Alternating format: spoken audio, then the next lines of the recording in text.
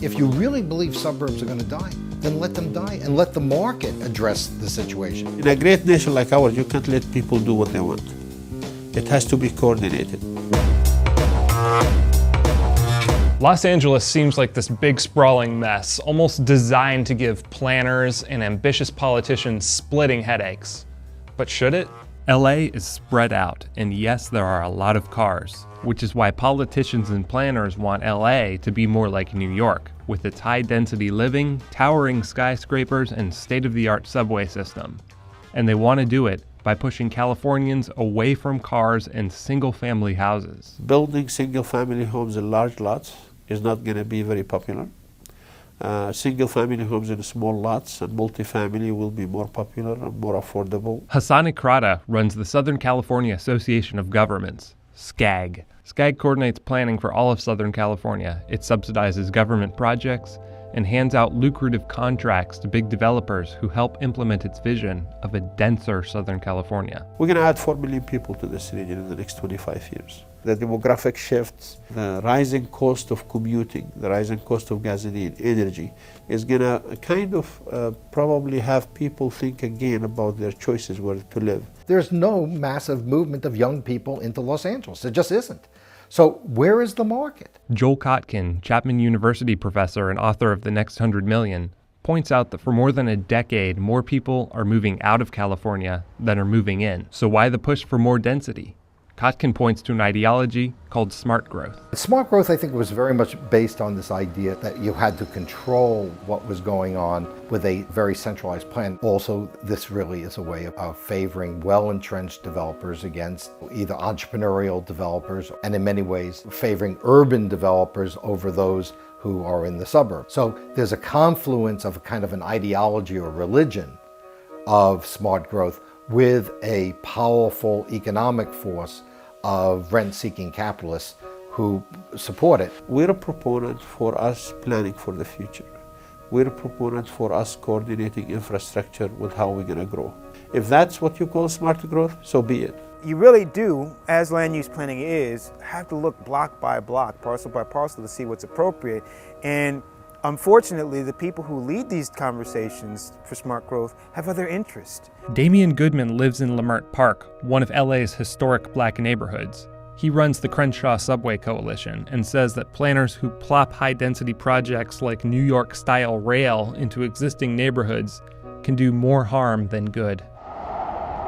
Many people see a light rail and they think the San Francisco trolley line. Well, this isn't the San Francisco trolley line. We're not just putting down some tracks and having the toot-toot go down while the train goes 15 miles per hour and people hop on every corner. The fact that you have a blue line and you have stations on Washington Boulevard and that you've had limited to no economic development along that corridor is proof positive that simple transit access is not enough to bring about economic development.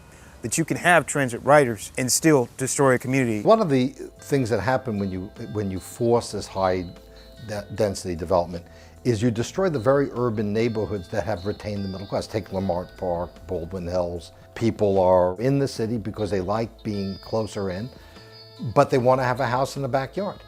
The perverse effect of this policy is to chase the middle class out of the city. The planners have this idea, this is how a city should look. Everything should be ascending to the high point of Manhattan, which, by the way, has the most distorted distribution of income of any place in the United States. You can try and fight it, but it combines the most powerful interests within the city of Los Angeles: labor, contractors, and developers.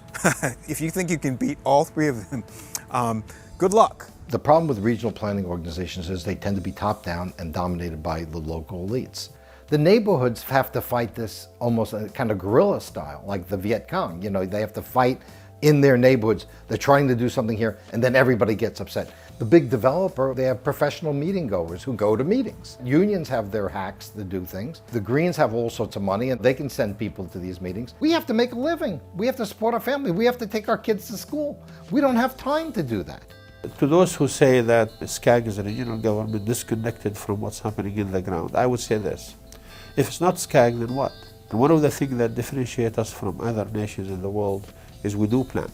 Take Mumbai, India. You go there and tell me that by letting people do what they want is a good way into the future. If you really believe suburbs are going to die, then let them die and let the market address the situation. Let people's preferences express themselves a little bit. We don't know where we're going necessarily. And the irony of this push for high-density planning is that even though LA is less dense than, say, Manhattan, if you zoom out a bit, Los Angeles, Long Beach, Anaheim is the densest urban area in the country.